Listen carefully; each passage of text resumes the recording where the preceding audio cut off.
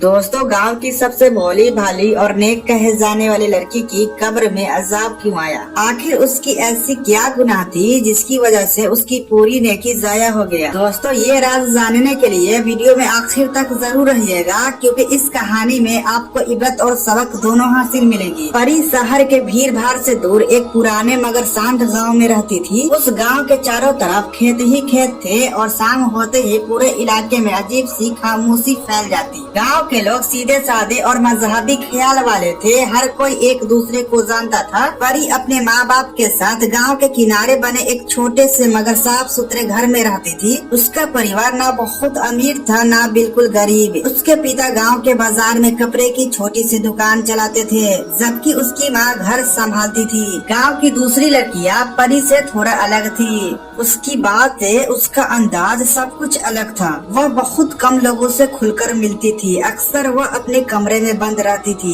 कभी देर तक आईने के सामने बैठी रहती, तो कभी घंटे मोबाइल में कुछ देखती रहती। गांव की औरतें कई बार उसकी माँ से कहती, तुम्हारी बेटी बड़ी खामोश रहती है, पता नहीं हर वक्त क्या सोचती रहती। गांव के लोग उसे एक सीधी सादी लड़की समझते थे, लेकिन असल जिंदगी में परी कैसी थी ये बात आज तक कोई समझ नहीं पाया था। गाँव वालों की नजर में वह एक शरीफ, समझदार और तहजीब वाली लड़की थी। इसी बीच कई साल बाद गांव में एक ऐसी लड़की वापस आई, जिसके आने के बाद धीरे धीरे सब कुछ बदलने लगा। वह थी बाबा रफीक की बेटी सना। बाबा रफीक गांव के मस्जिद के पास छोटे से घर में रहते थे। बेहद गरीब इंसान थे, मगर पूरे गांव में उनकी इज्जत थी। लोग उन्हें दीनदार और नेक आदमी मानते थे। उनकी बेटी सना बचपन से ही पढ़ाई में तेज थी। कुछ साल पहले उसे शहर के बड़े मदरसा में आलिमा की तैयारी के लिए भेजा गया था, और अब कई साल बाद वह मुकम्मल आलिमा बनकर गाँव लौटी थी। जिस दिन सना गाँव पहुँची, पूरा मोहल्ला बदला बदला लग रहा था। गाँव की औरतें उसे देखकर दुआएं देने लगी। माशाल्लाह, कैसी नेक और परहेजगार बेटी है। सना हर किसी से अदब से मिलती। गांव वापस आने के बाद कई दिनों तक एक चीज बहुत ही गहराई से सोचती रहती, अगर मेरा इल्म सिर्फ मेरे पास ही रह जाए तो फिर मेरा आलिमा बनने का क्या फायदा हुआ। उसे महसूस हुआ कि गांव की बहुत सी औरतें दीन की बुनियादी बातें भी ठीक से नहीं जानती। छोटी बच्चियां पर्दे, नमाज और कुरान की अहमियत से दूर होती जा रही है। फिर क्या था, एक शाम सना अपने छोटे से घर के आंगन में बैठकर अपने अब्बू बाबा रफीक से कहा, अब्बू, मैं चाहती हूँ कि गाँव की औरतें और बच्चियों के लिए रोज थोड़ा वक्त निकालूं, उन्हें कुरान, हदीस और पर्दे की अहमियत समझाऊं। बाबा रफीक की आंखें खुशी से भर आई। बेटी, अगर एक इंसान भी तेरी बातों से सही रास्ते पर आ गया तो ये बहुत ही बड़ा सवाब होगा। उस दिन के बाद सना ने अपने घर में छोटा सा दीन सीखने सिखाने का सिलसिला शुरू कर दिया। हर रोज शाम के 7 बजे से 9 बजे तक गाँव की औरतें और छोटी बच्चियाँ उसके घर में आने लगी। कोई चटाई लेकर बैठती तो कोई अपनी छोटी बेटी का हाथ पकड़ कर आती। सना बहुत नरमी और प्यार से उन्हें कुरान पढ़ाती, हदीस सुनाती और पर्दे की अहमियत समझाती। वह किसी के सवाल पर गुस्सा नहीं करती, बल्कि मुस्कुराकर समझाती। धीरे धीरे गांव का माहौल बदलने लगा। कुछ लड़कियां जिन्होंने पहले कभी भी दुपट्टा ठीक से नहीं लिया था, अब सिर ढककर आने लगी थी। औरतें भी कहने लगी, सना बेटी की बातें दिल में उतर जाती है। फिर देखते ही देखते सना के घर शुरू हुआ वह छोटा सा दीन सीखने सिखाने का सिलसिला। हर शाम ठीक 7 बजे उसके घर का छोटा सा आंगन औरतें और बच्चियों से भर जाता। कहीं कुरान पाक की तिलावत की आवाज आती तो कहीं छोटी बच्चियां हदीस याद करती रहती। धीरे धीरे गांव की फिजा बदलने लगी। जो लड़कियां पहले देर रात तक गलियों में घूमती थी, अब वक्त पर घर लौटने लगी। कई औरतों ने नमाज की पाबंदी शुरू कर दी। कुछ लड़कियों ने खुद से पर्दा करना शुरू कर दिया। गाँव की बूढ़ी औरतें अक्सर दुआ देती, अल्लाह सना बेटी को सलामत रखे। इसने तो गाँव का माहौल ही बदल दिया। बस फिर क्या था, कुछ ही हफ्तों में सना का नाम सिर्फ उस गांव में सीमित नहीं रहा, अगल बगल के गांव तक उसकी चर्चा होने लगी। लोग एक दूसरे से पूछने लगे कि वह कौन आलिमा है, कहां से पढ़ाई करके आई है। कई औरतों तो दूसरे गांव से सिर्फ उसकी तकरीर सुनने आने लगी। बाबा रफीक का छोटा सा घर अब हर शाम रोशनी और इल्म से भरा रहता। सना की बढ़ती इज्जत और उसके इल्म की चर्चा अब दूर तक फैल चुका था। आजकल ऐसी नेक और समझदार लड़कियां कहाँ मिलती हैं। दिन गुजरते गए और देखते ही देखते यह सिलसिला कई महीनों तक चलता रहा। अब सना की उम्र लगभग 21 साल पहुंच चुकी थी। उसकी शराफत, पर्दा, इल्म और नरम अखलाक की वजह से बड़े बड़े खानदान से उसके लिए रिश्ते आने लगे। कोई शहर के बड़े कारोबारी का बेटा था तो कोई बड़े आलिम का परिवार। लेकिन सना हर बार अपने अब्बू से बस एक ही बात कहती, अब्बू मुझे ऐसा घर चाहिए जहाँ दिन की कद्र हो, दौलत की नहीं। बाबा रफीक अपनी बेटी की बातें सुनकर चुपचाप आसमान की तरफ देखते और दिल ही दिल में दुआ करते। आखिरकार कई रिश्ते आने के बाद बाबा रफीक ने अपनी बेटी सना से खुलकर बात की। एक रात उन्होंने खाना खाने के बाद अपनी बेटी से नरमी से कहा, बेटी एक रिश्ता आया है, लड़का मुफ्ती है, दीनदार भी है और खानदान भी बहुत ही अच्छा है, लेकिन फैसला तुझे करना होगा। सना कुछ पल खामोश रही, फिर उसने झुकी हुई नजरों के साथ बस इतना कहा, अब्बू अगर वो अच्छा इंसान है, अखलाक भी ठीक है और दीनदार भी है तो मुझे रिश्ता मंजूर है। बस फिर क्या था, कुछ ही दिनों के बाद दोनों परिवार की मुलाकात हुई। लड़के का नाम मुफ्ती हमदाद था और करीब 26 साल का उम्र था। उनका परिवार शहर के इज्जतदार और मालदार खानदानों में गिना जाता था। बड़ा कारोबार था, बड़ा घर था, लेकिन इसके बावजूद भी उनके अंदर घमंड नहीं था। जब गांव वालों को पता चला कि सना का रिश्ता एक बड़े मुफ्ती से तय हुआ है तो पूरे गांव में खुशी की लहर दौड़ आई। औरतें कहने लगी, देखा अल्लाह अपने नेक बंदों को कैसे इज्जत बढ़ाता है। बाबा रफीक की आंखों में भी सुकून दिखाई देने लगा। उन्हें लगता था कि उनकी बेटी को एक अच्छा और दीनदार घर मिल गया। फिर इसी तरह दिन गुजरते रहे। सना अपने दीन के काम के लिए लगी रही और दूसरी तरफ उसके निकाह की तैयारियां भी धीरे धीरे शुरू होने लगी। पूरा गांव खुश था कि बाबा रफीक की नेक बेटी अब एक अच्छे और दीनदार घर में जाने वाली है। कुछ दिनों के बाद दोनों परिवार मिलकर शादी की तारीख भी तय कर दी। फैसला हुआ कि बकरीद के बाद निकाह होगा। वह बार बार लोगों से कहते, अल्लाह ने मेरी बेटी की जिंदगी आसान कर दी। लेकिन कभी कभी इंसान जो सोचता है किस्मत उससे बिल्कुल अलग लिख चुकी होती है। एक रात अचानक शहर से मुफ्ती हमदाद के घर वाले का फोन आया।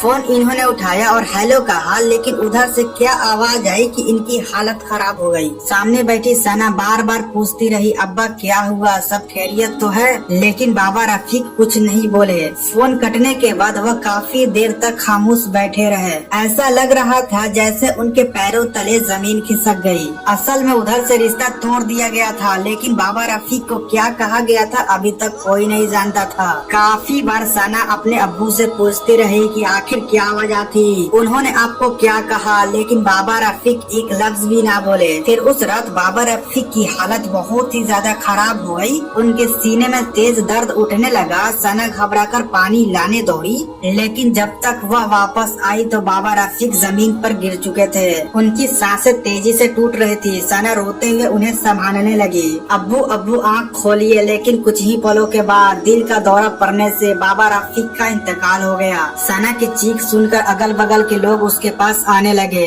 और फिर रात भर रोती चीखती रही अपने अब्बू के मैयत के पास। फिर अगले दिन गांव की मस्जिद से बाबा रफीक के जनाजे की ऐलान होने लगी। पूरा गांव गम में डूब गया था। हर गली से लोग नम आंखों के साथ उनके घर के तरफ आने लगे थे। किसी को यकीन नहीं आ रहा था कि कल तक लोगों को दीन की बात समझाने वाला इंसान आज खुद इस दुनिया से चला गया। सना तो जैसे टूट ही चुकी थी। उसके आंखों से आंसू रुकने का नाम ही नहीं ले रहे थे। बार बार अपने अब्बू के चेहरे को देखती और फिर फूट फूट कर रोने लगती, क्योंकि बाबा रफीक सिर्फ उसके पिता नहीं थे बल्कि उसका सहारा भी थे। क्योंकि उसकी माँ का इंतकाल भी 10 साल पहले ही हो गया था और अब उसके अब्बू भी दुनिया से अचानक चले गए तो उसे बहुत ही बड़ा सदमा लगा हुआ था। फिर जैसे तैसे उसे संभालते हुए गाँव के लोग बाबा रफीक के जनाजे को कंधा देकर कब्रिस्तान की तरफ ले गए। फिर उसी तरह जैसे हर इंसान को मिट्टी के हवाले कर दिया जाता है, बाबा रफीक को भी उनकी कब्र में उतार दिया गया। धीरे धीरे मिट्टी डाले जाने लगी।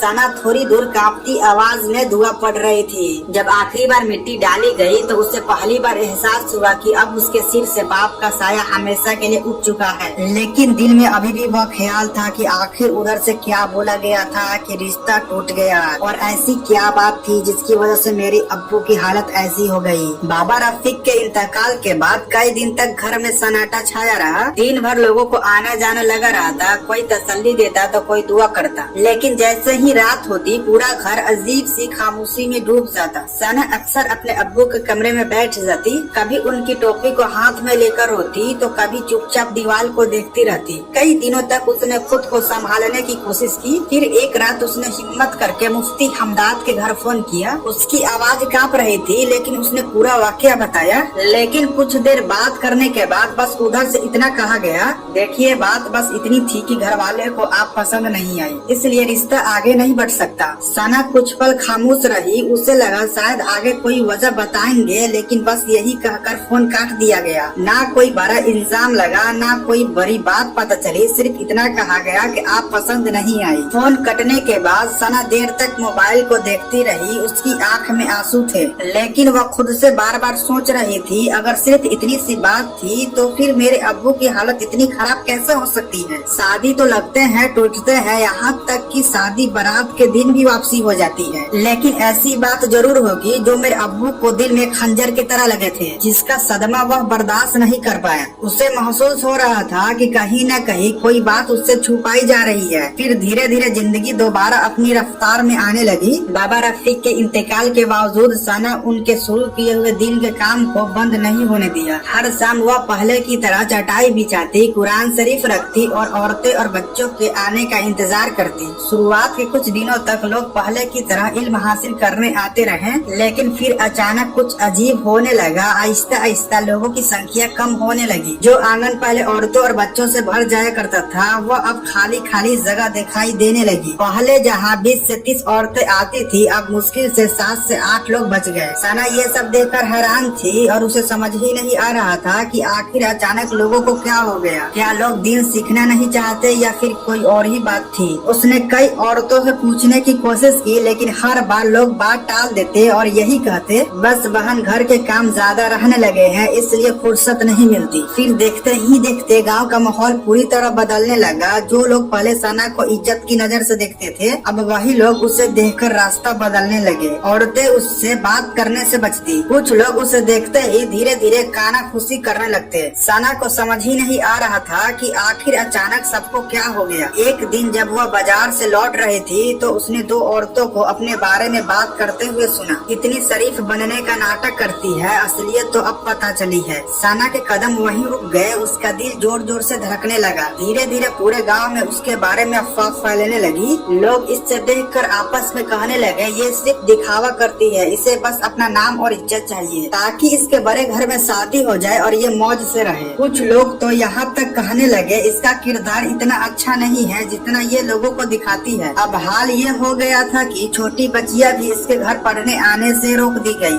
हर तरफ बस फुसफुसाहट थी और इल्जाम थे। लेकिन सबसे दर्दनाक बात ये थी कि सना को आज तक पता ही नहीं चला कि आखिर उसका गुनाह क्या है। अगले दिन शाम के वक्त सना अपने छोटे से कमरे में 12 साल के मोहसिन को कुरान पढ़ा रही थी। मोहसिन गांव का सीधा साधा बच्चा था। कई महीनों से वह सना से कुरान पाक सीख रहा था और अब उसका नाजरा लगभग पूरा होने वाला था। सना बड़े प्यार से उसकी तजवीज सुधार रही थी। कमरे में सिर्फ कुरान पढ़ने की आवाज गूंज रही थी, लेकिन उसी दिन कुछ ऐसा हुआ जिससे सना की जिंदगी पूरी तरह बदल के रख दी। अचानक बाहर से कुछ लोगों की तेज आवाजें आने लगी। फिर देखते ही देखते कई गाँव वाले उसके घर के बाहर जमा हो गए। सना घबराकर बाहर निकली। लोगों के चेहरे पर गुस्सा था। कुछ औरतें उसे नफरत भरी नजरों से देख रही थी। एक आदमी जोर से चिल्लाया, अब हमें समझ आया कि तू इतनी शरीफ क्यों बनती थी। एक और दूसरा बोला, आलिमा बनने का ढोंग करती हो और अपने घर में लड़कों को बैठाती हो। सना एकदम सन रह गई। उसने रोते हुए समझाने की कोशिश की कि नहीं मोहसिन तो बच्चा है, मैं उसे सिर्फ कुरान पढ़ाती हूँ और आज उसका मुकम्मल भी होने वाला था। लेकिन उस वक्त कोई उसकी बात सुनने को तैयार नहीं था। तभी कुछ औरतें चिल्लाने लगी, इस गाँव में तेरे लिए कोई जगह नहीं है, जहाँ जाना है जा, अब हमें तेरी असलियत पता चल गई है। सना बार बार रोकर कहती, अल्लाह के लिए मेरी बात सुन लीजिए, लेकिन किसी ने उसकी एक ना सुनी। उस दिन उसे पूरे गांव के सामने बेइज्जती करके गांव से निकाल दिया गया। वह रोती कांपते कदमों से गांव की आखिरी गली पार करते हुए चली गई। आखिरकार बेबस होकर वह उसी मदरसे की तरफ निकल गई जहां से उसने आलिमा की पढ़ाई की थी, जो कि वह एक बच्चियों और औरतों की मदरसा थी। इधर परी के घर में खुशियों का माहौल शुरू हो गया था। था। उसके लिए शहर के एक बहुत अमीर और बड़े खानदान से रिश्ता आया था। लड़का पढ़ा लिखा था, अच्छा कारोबार था, बड़ा घर था और सबसे बड़ी बात परिवार मालदार था। जब रिश्ता पक्का हुआ तो परी और उसके घर वालों की खुशियों का ठिकाना नहीं रहा। उसकी माँ तो बार बार लोगों से कहती, अल्लाह ने तो हमारी बेटी की किस्मत खोल दी। परी भी अब पहले से ज्यादा खुश रहने लगी थी। घंटों मोबाइल पर अपनी सहेलियों से बात करती रहती, महंगे लिबास देखती और आने वाली शादी के सपने सजाती रहती। गांव की औरतें भी अब उसी की तारीफ करने लगी। देखो कैसी किस्मत वाली लड़की है, इतने बड़े घर में रिश्ता तय हुआ। शादी की तैयारियां अब लगभग पूरी हो चुकी थी। हर कोई 8 तारीख का इंतजार कर रहा था, क्योंकि बकरीद के बाद उसी दिन परी की शादी होने वाली थी। परी भी अपने आने वाले नए जीवन के सपने देख रही थी।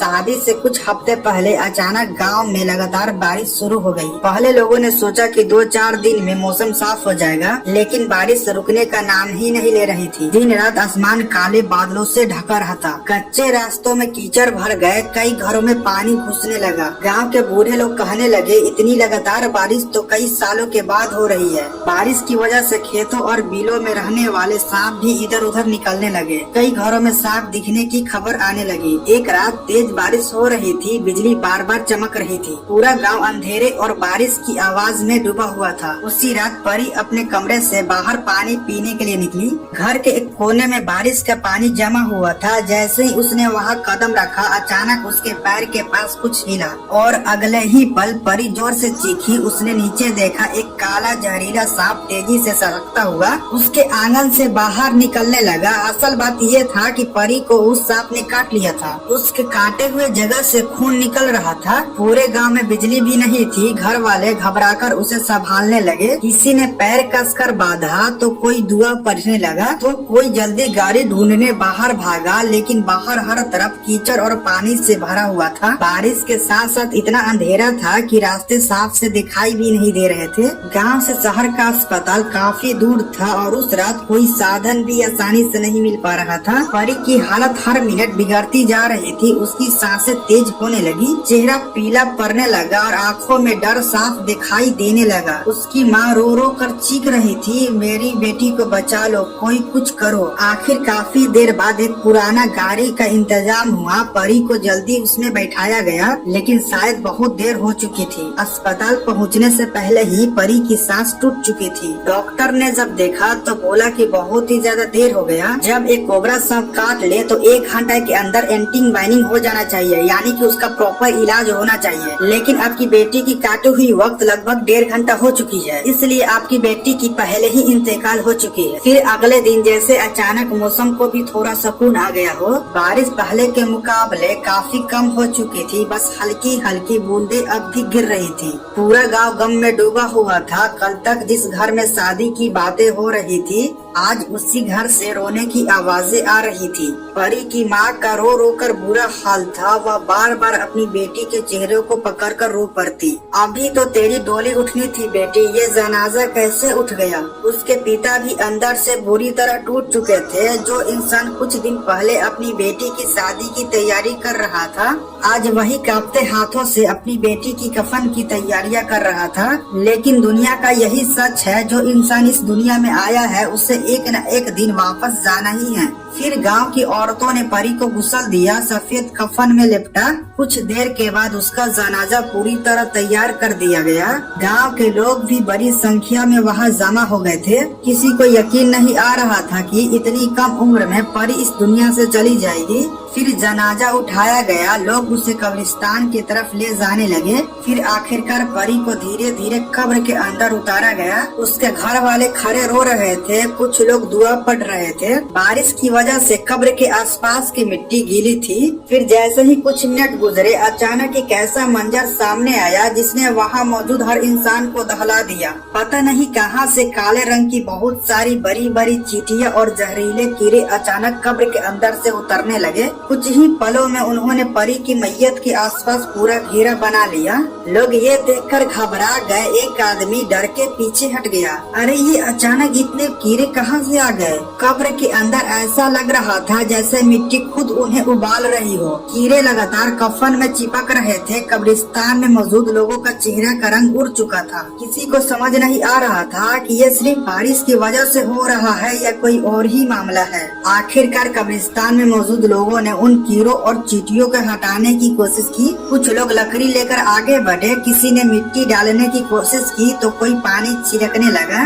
शुरू में सब यही सोच रहे थे कि शायद लगातार बारिश की वजह से जमीन के अंदर से ये जहरीले कीड़े बाहर आ गए हैं, लेकिन जो भी कब्र के करीब जाने की कोशिश करता वह अचानक डर के पीछे हट जाता। कुछ लोगों के हाथों और पैरों पर उन कीड़ों ने डंक मार दिया। एक आदमी दर्द से चिल्ला उठा, ये सामान्य चींटियां नहीं हैं। धीरे धीरे कब्रिस्तान में डर फैलने लगा। लोग एक दूसरे का चेहरा देखने लगे। तभी भीड़ के पीछे खड़ी परी की सबसे खास सहेली अचानक जोर जोर से रोने लगी। फिर वह रोते हुए चिल्लाई और बोली, ये बारिश की वजह से नहीं आया है। पूरा कब्रिस्तान एकदम खामोश हो गया। सबकी नजरें उसकी तरफ मुड़ गई। वह कांपती आवाज में बोली, ये परी की गुनाह की वजह से हुआ है। यह सुनते ही लोगों के चेहरे पर डर और हैरानी फैल गई। परी की माँ रोते हुए चीख पड़ी, कैसा गुनाह, क्या बोल रही हो तुम? परी की सहेली की आंखों से लगातार आंसू बह रहे थे और उसके हाथ कांप रहे थे। कब्रिस्तान में मौजूद हर इंसान खामोशी से उसकी बात सुन रहा था। फिर उसने रोते हुए कहना शुरू किया, साना का कोई कसूर नहीं था, वह सच में नेक थी, पाक थी,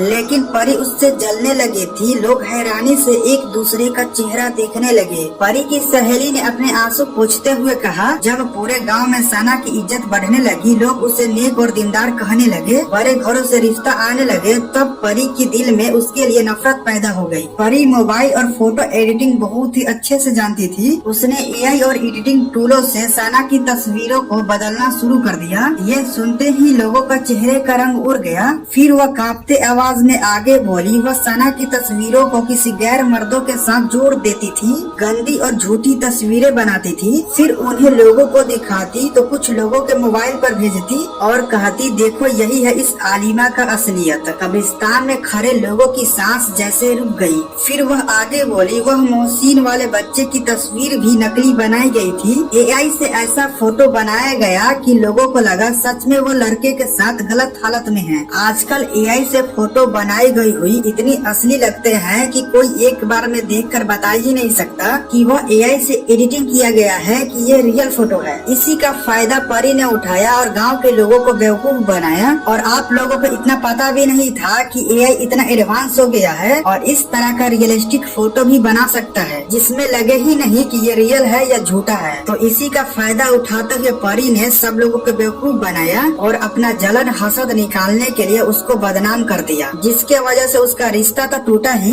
उसके अब्बू को भी इसी वजह से सदमा से मौत हो गई, क्योंकि उनको भी ये फोटो चुपके से दिखाया गया था। और फिर जब रिश्ता टूटा तो उनको हार्ट अटैक आ गया, जिसके वजह से उनकी मौत हो गई। फिर आप लोगों ने जो किया उसके साथ आपको पता ही है। और ये सब में मैं भी थी, क्योंकि मुझे उसने बहला फुसला दिया था। मुझे उसने खाने पीने का कुछ दिया करती थी और फिर ये भी धमकी दिया था कि अगर तुमने ये सब किसी के सामने बका, यानी कि किसी को बताया, तो मैं तुम्हारा भी यही हश्र करूंगी। इसलिए मैं किसी को नहीं बताती थी, बल्कि चुपचाप रहती थी, क्योंकि मुझे डर हो गया था कि अगर मेरे साथ ये हुआ तो मैं तो जीते जी मर जाऊंगी। गांव के लोग ये सुनकर उनके आंख फटे के फटे रह गए। वह लोग सदमे से पागल हो रहे थे। उन्होंने कितना बड़ी गलती कर दी। एक पाक लड़की और पाक आलिमा पर इतना बड़ा तोहमत लगाया, उसके किरदार पर इज्जत उठाई, आलिमा पर सवाल किया। इसका अजाब हम लोगों पर भी आएगा, इसलिए उस लड़की से हम लोगों को माफी मांगनी चाहिए। तभी अचानक कब्र में बहुत ही बड़ा सांप आ गया, जो कि परी के पूरे मैयत को जकड़ लिया और उसे डंक मारने लगा। गांव के लोग ये देखकर उनका आंख फटी की फटी रह गए कि अल्लाह ने इसे कितना बड़ा अजाब दे रहा। अभी इसे कब्र में दफन नहीं किया गया है, तब इसे इतना दर्दनाक अजाब आ रहा। अगर इसे कब्र के हवाले कर दिया जाए, इसके कब्र बंद कर दिया जाए, तब इस पर क्या होगा। तभी मस्जिद के इमाम साहब कहने लगे, जल्दी जल्दी कुरान की आयतें पढ़ो, अल्लाह से अपनी पनाह मांगो और इस मैयत के लिए भी। फिर जैसे तैसे भी कर उस कब्र को बंद कर दिया गया। गांव में लोगों ने राय किया कि सबसे पहले सना के पास जाया जाए और उससे माफी मांगा जाए और उसे गांव लाया जाए। फिर गांव से 8 से 10 लोग सना के मदरसे गए। सना को पूरा वाकया बताया गया और उससे माफी मांगा गया और उसे इज्जत से गांव लाया गया। गांव में जितने भी लोग थे पर्सनली आकर उससे माफी मांगी और जिससे पहले उसका रिश्ता तय हुआ था उससे भी बुलाया गया और उसको भी पूरा वाकया बताया गया कि सना पाक और नेक लड़की लड़की है, इस पे ऐसा ऐसा तोहमत लगाया गया था जो पूरी तरह झूठा था।